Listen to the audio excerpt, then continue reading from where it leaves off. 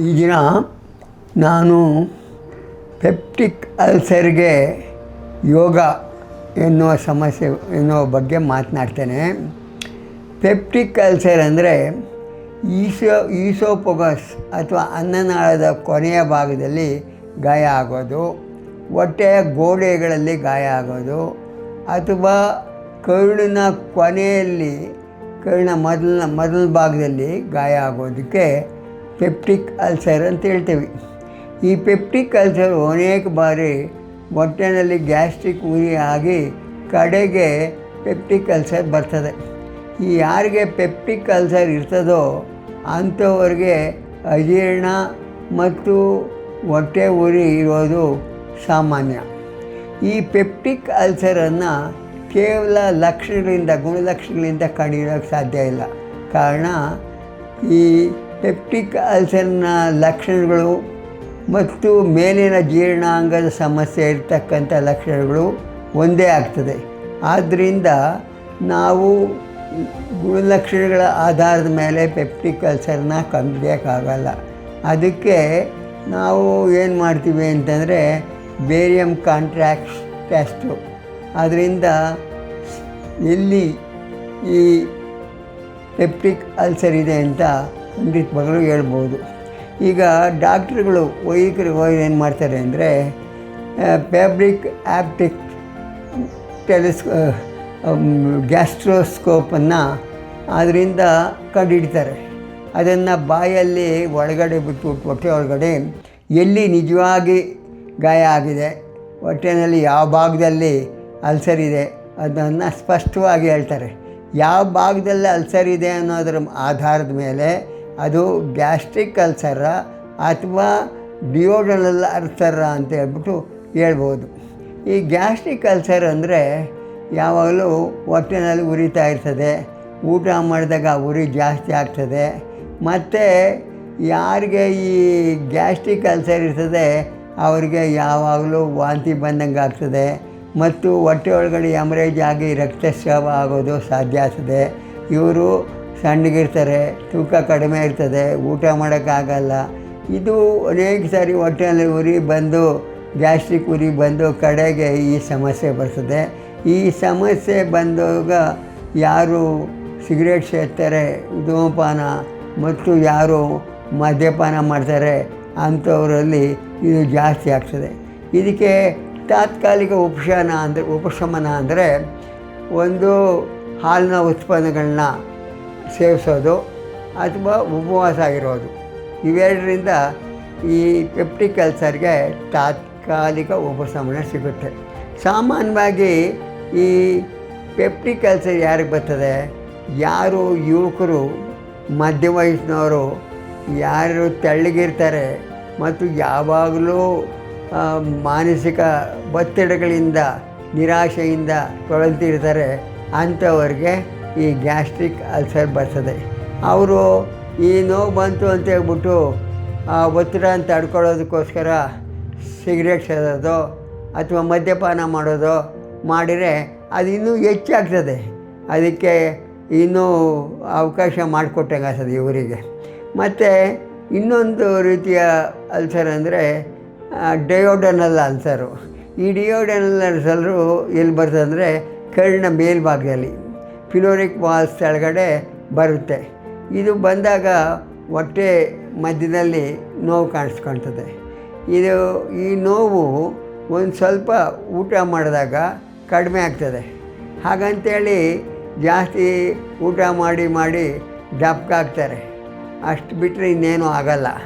ಅದಕ್ಕೆ ಇದು ಗಂಡಾಗಲಿ ಹೆಣ್ಣಾಗಲಿ ಈ ನೋವಿನಲ್ಲೇ ಎದ್ದೇಳ್ತಾರೆ ಬೆಳಗ್ಗೆ. ಇದಕ್ಕೆ ತಾತ್ಕಾಲಿಕ ಉಪಶಮನ ಕೂಡ ಹಾಲು ಮತ್ತು ಹಾಲು ಸೇವಿಸೋದು, ಹಾಲಿನ ಉತ್ಪನ್ನಗಳನ್ನ ಉಪಯೋಗಿಸೋದು ಆಗಿರ್ತದೆ. ಮತ್ತು ಇದನ್ನು ವೈದಿಕ ವಿಜ್ಞಾನ ಹೇಳ್ತದೆ, ಏನು ಹೇಳ್ತದೆ ಅಂದರೆ ಪೆಪ್ಟಿಕ್ ಅಲ್ಸರು ಸೈಕೋಮ್ಯಾಟಿಕ್ ಸಮಸ್ಯೆ, ಅದು ಆ ರೋಗ ಅಂತೇಳ್ಬಿಟ್ಟು ಹೇಳ್ತಾರೆ. ಅಂದರೆ ನಮ್ಮ ಕರುಳಿನ ಗೋಡೆಗಳು ಭಾಳ ಸೂಕ್ಷ್ಮವಾಗಿರ್ತದೆ. ನಮ್ಮ ಭಾವನೆಗಳು ಅವ ಮೇಲೆ ಪರಿಣಾಮ ಉಂಟು ಮಾಡ್ತವೆ. ಅವು ಅದರಿಂದ ಭಾಳ ಪ್ರಭಾವಿತವಾಗ್ತದೆ. ಇದನ್ನು ನಾವು ಎಕ್ಸ್ಪರಿಮೆಂಟ್ಸ್ ಮುಖಾಂತರ ಕಂಡುಹಿಡಿಬೋದು. ಯಾವಾಗ ನಾವು ಹೆದರಿಕೆ ಉಂಟಾಗ್ತದೆ ಅಥವಾ ಹೆದರಿಕೆ ಎದುರಿಸಿದಾಗ ಆಗ ನಮ್ಮ ಸಿಂಪಥೆಟಿಕ್ ಮತ್ತು ಪ್ಯಾರಾಸಿಂಪಥೆಟಿಕ್ ನರಮಂಡಲಗಳ ಮೇಲೆ ಪ್ರಭಾವ ಆಗ್ತದೆ. ಅವು ಉದ್ವಿಗ್ನಗೊಂಡು ನಮ್ಮ ಜೀರ್ಣಗಳ ಮೇಲೆ ಪ್ರಭಾವ ಉಂಟು ಮಾಡ್ತವೆ. ಆಗ ಈ ಅಲ್ಸರ್ ಉಂಟಾಗ್ತದೆ. ಇದನ್ನು ತಡೆಯೋದು ಹೇಗೆ? ಇದಕ್ಕೆ ಏನು ಮಾಡಬೇಕು ಅಂದರೆ, ಯಾರಿಗೆ ಬಹಳ ಯಾವಾಗಲೂ ವ್ಯಥೆ ಇರುತ್ತೆ, ದುಃಖದಿಂದ ಇರ್ತಾರೆ, ನಿರಾಶೆಯಿಂದ ಇರ್ತಾರೆ, ಒತ್ತಡದಿಂದ ಇರ್ತಾರೆ, ಅಂಥವರ ಮೈಂಡು ಭಾಳ ಸಂದೇಶಗಳನ್ನ ಕಳಿಸಿ ನಮ್ಮ ನರಮಂಡಲಗಳಿಗೆ ಉದ್ದೀಪನಗೊಳ್ತವೆ. ನರಮಂಡಲಗಳಿಗೆ ಉದ್ದೀಪನಗೊಂಡಾಗ ನಮ್ಮ ಈ ಆಸಿಡ್ ಸ್ಫುರಿತವಾಗ್ತದೆ. ಈ ಹೆಚ್ಚು ಆಸಿಡ್ ಸ್ಫುರಿತವಾದಂಗೆಲ್ಲ ಹೊಟ್ಟೆನಲ್ಲಿ ತಿರ್ಚೋದಕ್ಕೆ ಪ್ರಾರಂಭ ಆಗ್ತದೆ. ಹೊಟ್ಟೆನಲ್ಲಿ ತಿರ್ಸಿದಾಗ ಆಹಾರ ಇರಲಿ ಇಲ್ಲದೇ ಇರಲಿ ಈ ತಿರ್ಚೋದು ಮುಂದುವರಿತದೆ. ಹಾಗೆ ಹೊಟ್ಟೆ ತಿರ್ಚೋದ್ರಿಂದ ಆ ಭಾಗದಲ್ಲಿ ಗಾಯ ಆಗ್ತದೆ. ಹೀಗಾಗಿ ನಮ್ಮ ಅಲ್ಸರ್ ಪ್ರಾರಂಭ ಆಗ್ತದೆ. ಯಾರು ಅಲ್ಸರ್ ಇರೋರಿಗೆ ಅಜೀರ್ಣ ಮತ್ತು ಗ್ಯಾಸ್ಟ್ರಿಕ್ ಉರಿ ಮತ್ತು ಕಫ ಇವು ಸಾಮಾನ್ಯ. ಇವರಿಂದ ಆ ಭಾಗದಲ್ಲಿ ಗಾಯ ಆಗ್ತದೆ. ಅಲ್ಲಿ ಆಸಿಡ್ ಸ್ಫುರಿತ ಜಾಸ್ತಿ ಆದಂಗೆಲ್ಲ ಈ ಪೆಪ್ಟಿಕ್ ಅಲ್ಸರು ನೋವು ಜಾಸ್ತಿ ಆಗ್ತದೆ. ಇವು ಕರುಳಿನ ಗೋಡೆ ಮೇಲೆ ಪ್ರಭಾವ ಆಗ್ತದೆ. ಕರುಳು ಕಡೆಗೆ ತೂತು ಬೀಳ್ತದೆ. ಆಗ ಇನ್ನಷ್ಟು ನೋವು ಉಂಟಾಗ್ತದೆ. ಇದು ಹೇಗೆ ಅಂದರೆ, ನಾವು ಗಾಯ ದೇಹದಲ್ಲಿ ಯಾವ್ದಾದ್ರು ಗಾಯ ಆದರೆ ಆ ಗಾಯ ಆದಮೇಲೆ ತಿರುಗಿ ಒತ್ತಡ ಬಂದರೆ ಅಥವಾ ತಿರುಗಿ ಎದ್ದು ಬಿದ್ದರೆ ಅದು ಯಾಕೆ ಜಾಸ್ತಿ ಆಗ್ತದೆ, ಆ ರೀತಿ ಇದು ಜಾಸ್ತಿ ಆಗ್ತಾನೆ ಇರ್ತದೆ. ಇದಕ್ಕೆ ಏನಪ್ಪ ಪರಿಹಾರ ಅಂದರೆ, ತಾತ್ಕಾಲಿಕ ಪರಿಹಾರ. ವೈದ್ಯಕೀಯ ಪರಿಹಾರ ಅಂದರೆ ತಾತ್ಕಾಲಿಕ ಪರಿಹಾರ. ವೈದ್ಯಕೀಯ ಚಿಕಿತ್ಸೆ ತಗೊಂಡಾಗ ಅದು ತಾತ್ಕಾಲಿಕ ಆದರೂ ಸಹ ಶಮನ ಆಗ್ತದೆ. ಆದರೆ ಅದು ಆ ಪರಿಹಾರ ನಾವು ಸರಿಯಾದ ಆಹಾರ ತಗೊಳ್ಳದೆ ಅಥವಾ ವ್ಯವಸ್ಥಿತವಾದ ಜೀವನ ಮಾಡದೇ ಇದ್ದರೆ ಮತ್ತೆ ಇದು ಮರುಕಳಿಸ್ತದೆ. ಇದು ಮತ್ತೆ ಬರದ ಹಾಗೆ ನಾವು ನೋಡ್ಕೊಳ್ಬೇಕಾದ್ರೆ ಡಾಕ್ಟ್ರುಗಳೇನು ಮಾಡ್ತಾರೆ, ಇದಕ್ಕೆ ಸರ್ಜರಿನೇ ಉಪಯೋಗ ಅಂತ ಹೇಳ್ಬಿಟ್ಟು ಸರ್ಜರಿ ಮಾಡಿ ಎಲ್ಲಿ ಗಾಯ ಆಗಿರ್ತದೆ, ಎಲ್ಲಿ ಅಲ್ಸರ್ ಆಗಿರ್ತದೆ ಆ ಭಾಗನ ಕತ್ತರಿಸಿ ಆಚೆ ಹಾಕಿ ಇದಕ್ಕೆ ಚಿಕಿತ್ಸೆ ಶಾಶ್ವತ ಚಿಕಿತ್ಸೆ ಕೊಡೋಕ್ಕೆ ಪ್ರಾರಂಭ ಮಾಡ್ತಾರೆ. ಆದರೆ ಇದು ಸಹ ಶಾಶ್ವತ ಅಲ್ಲ. ಕಾರಣ ಏನಂದರೆ, ಆ ಶಾಶ್ವತ ಚಿಕಿತ್ಸೆ ಬಂದ ಮೇಲೂ ಕೂಡ ನಮ್ಮ ಜೀವನ ಪದ್ಧತಿ, ನಮ್ಮ ಆಹಾರ ಇವೆಲ್ಲವೂ ಸರಿಯಾಗಿಲ್ಲದೆ ಇದ್ದರೆ ಮತ್ತೆ ಮತ್ತೆ ಅದು ಮರುಕಳಿಸೋ ಸಾಧ್ಯತೆ ಇರ್ತದೆ.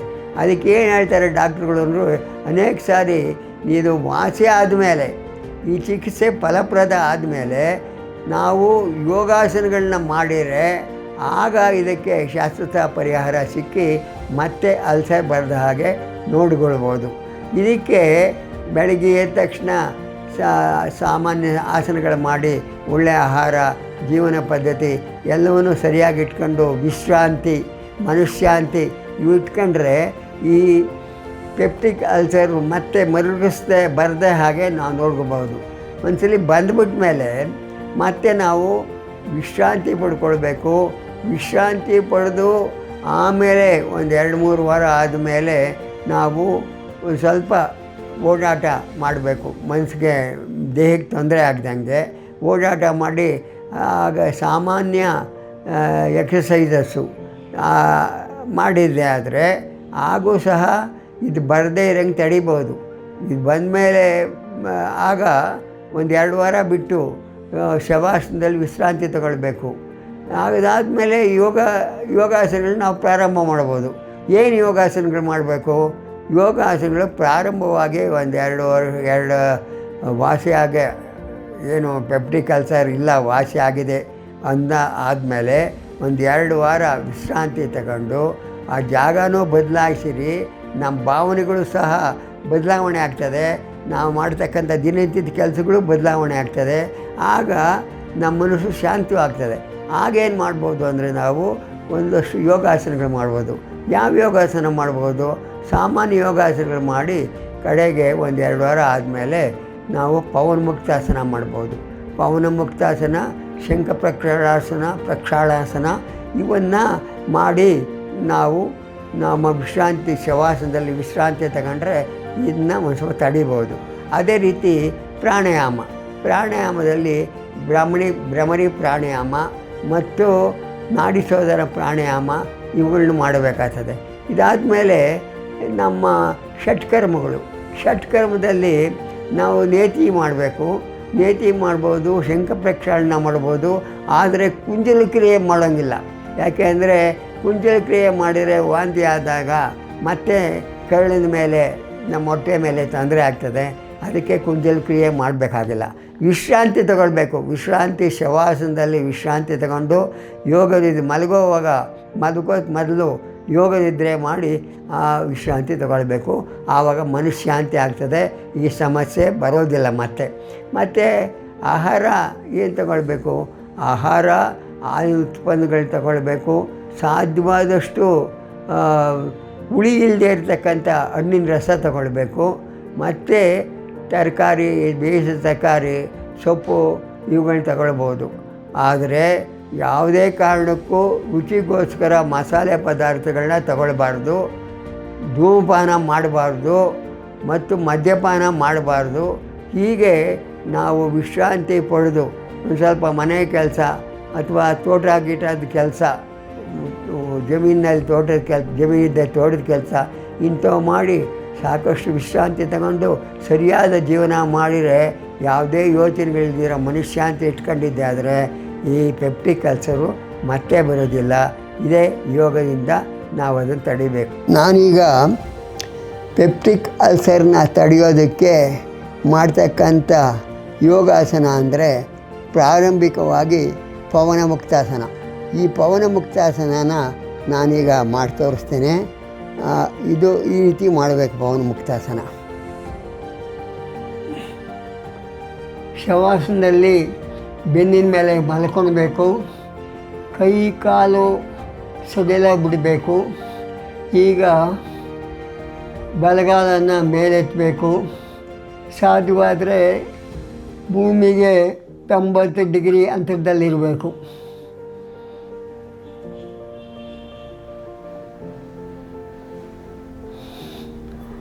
ಈಗ ಮತ್ತೆ ಎಡಗಾಲನ್ನು ಮೇಲೆತ್ತಬೇಕು.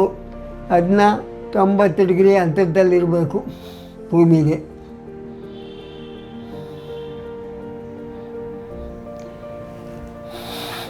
ಈ ರೀತಿ ಒಂದು ಸಾರಿ ಇಲ್ಲ 5 ಸಾರಿ ಮಾಡಬೇಕು.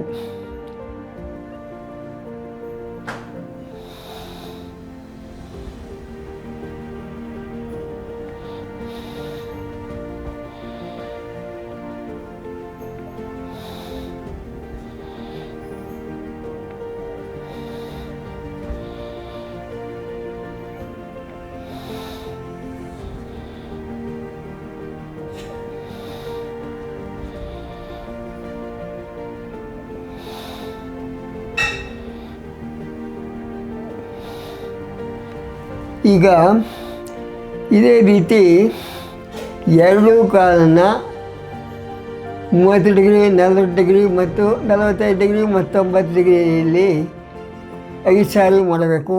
ನಾನೀಗ ಮಾಡ್ತೇನೆ, ತೋರಿಸ್ತೇನೆ ಎರಡೂ ಕಾಲನ್ನ.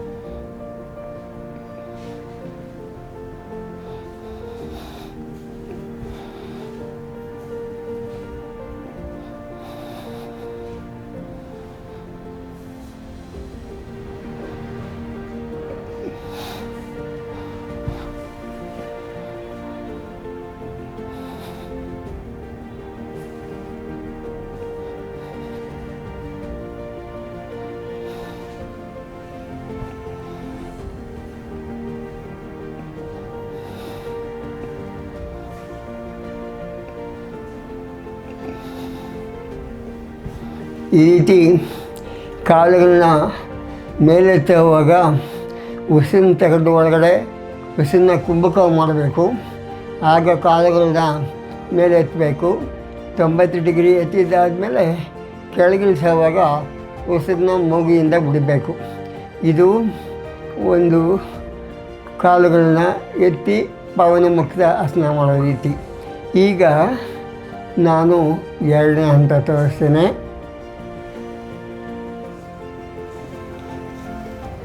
ಈಗ ಎರಡೂ ಕಾಲುಗಳನ್ನ ಮಡಿಸ್ಬೇಕು. ಮಡಿಸ್ಬಿಟ್ಟು ಎರಡೂ ಹಸ್ತುಗಳನ್ನ ಕೈಗಳನ್ನ ತಗೊಂಡು ಈಗ ಬೆಳ್ಳನ್ನ ಎಳ್ಕೊಳ್ಬೇಕು ಒಂದಕ್ಕೊಂದ್ರ ಜೊತೆಯಲ್ಲಿ. ಈಗ ನಾವು ಉರುಳಾಡ್ದಂಗೆ ಮಾಡಬೇಕು. ನಾವು ರಾಕಿಂಗ್ ಅಂತಾರೆ ಇದನ್ನ.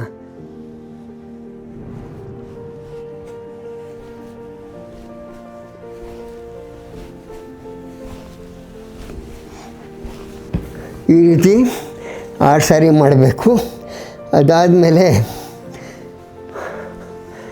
ಬಲಗಾಲನ್ನು ಮಡಿಸಿ ಎದೆಗೆ ತಂದು ಗಲ್ಲನ ಮೊಣಕಾಲ ಮೇಲೆ ಇಡಬೇಕು. ಎಡಗಾಲನ್ನ ಕೆಳಗಡೆ ನೀಟಿರಬೇಕು, ನೇರವಾಗಿಡಬೇಕು. ಈಗ ಬಲಗಾಲ ಮುಡಿಸಿ ಗಲ್ಲಕ್ಕೆ ತಗಲೋ ಹಾಗೆ ಮಾಡಬೇಕು. ಉಸಿರನ್ನ ಒಳಗಡೆ ಎಳ್ಕೊಳ್ಬೇಕು. ಹೀಗೆ 10 ಸೆಕೆಂಡ್ ಇರಬೇಕು.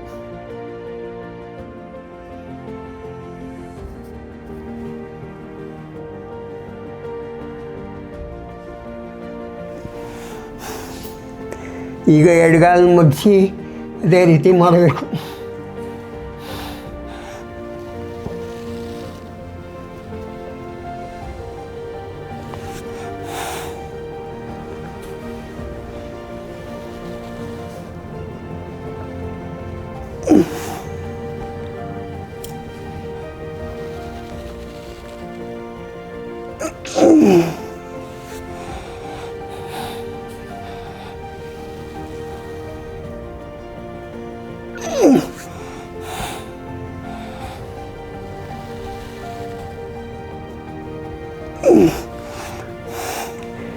ಈಗ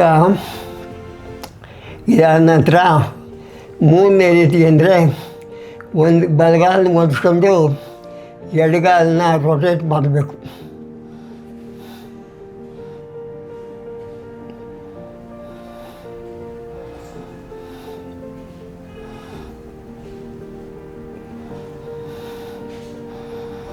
ಹೀಗೆ ಒಂದ್ಸಲಿ ಪ್ರದಕ್ಷಿಣ, ಇನ್ನೊಂದ್ಸಲಿ ಅಪ್ರದಕ್ಷಿಣ ರೀತಿಯಲ್ಲಿ ಕಾಲನ್ನ ರೊಟೇಟ್ ಮಾಡೋಕ್ಕೆ ಸುತ್ತಬೇಕು. ಆಮೇಲೆ ಬಲಗಾಲನ್ನ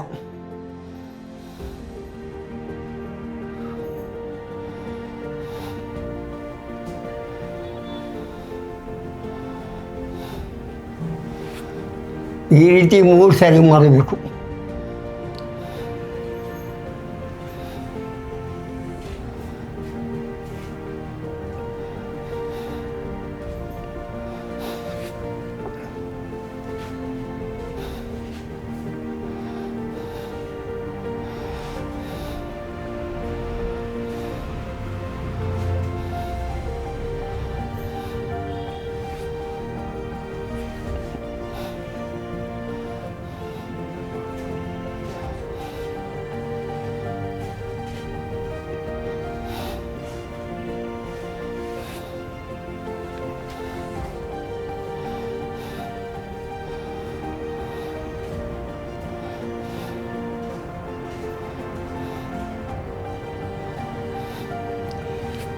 ಈ ರೀತಿ ಆದಮೇಲೆ ಮತ್ತೆ ಎರಡೂ ಕಾಲನ್ನ ಮಡಿಸಿ ಎಡಕ್ಕೆ ಮತ್ತು ಬಲಕ್ಕೆ ತಿರುಗಿಸ್ಬೇಕು.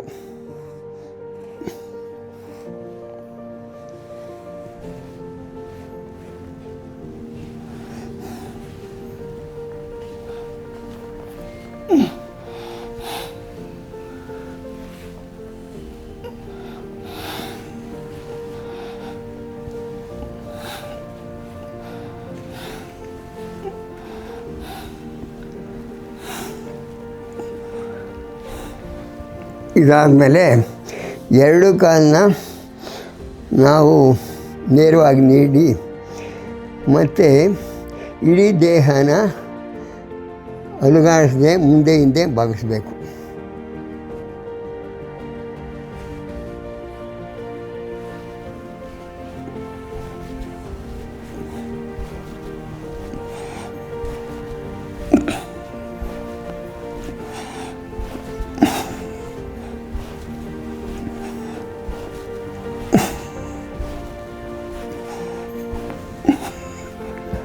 ಇದು ಈ ರೀತಿ ಪವನಮುಕ್ತಾಸನ ಮಾಡಿದಾಗ ನಮ್ಮ ದೇಹದ ಕರುಳಿನಲ್ಲಿರ್ತಕ್ಕಂಥ ಗಾಳಿ ಗ್ಯಾಸ್ ಸಹ ಹೊರಗಡೆ ಬರುತ್ತೆ. ಇದರಿಂದ ಪ್ರತಿದಿನ ಬೆಳಗ್ಗೆ ಮಾಡುವಾಗ ನಮ್ಮ ಮಲಬದ್ಧತೆ ಇದ್ದರೆ ಮಲಬದ್ಧತೆ ಹೋಗಿ ಮಲ ವಿಸರ್ಜನೆ ಆಗ್ತದೆ. ಇದು ಈ ಪವನಮುಕ್ತಾಸನ ಕೇವಲ ಪೆಪ್ಟಿಕ್ ಅಲ್ಸರ್ ಒಂದೇ ಅಲ್ಲ, ಸಾಮಾನ್ಯವಾಗಿ ನಮ್ಮ ಆರೋಗ್ಯನ ದೃಢವಾಗಿರೋದಕ್ಕೆ ಬಹಳ ಸಹಾಯ ಆಗುತ್ತೆ. ಆದ್ದರಿಂದ ಪ್ರತಿಯೊಬ್ಬರು ಬೆಳಗ್ಗೆ ಎದ್ದ ತಕ್ಷಣ ಈ ಪವನಮುಕ್ತಾಸನ ಮಾಡಿದ್ದೇ ಆದರೆ ಆರೋಗ್ಯದ ಎಲ್ಲ ಅನುಕೂಲಗಳು ಸಿಗ್ತವೆ.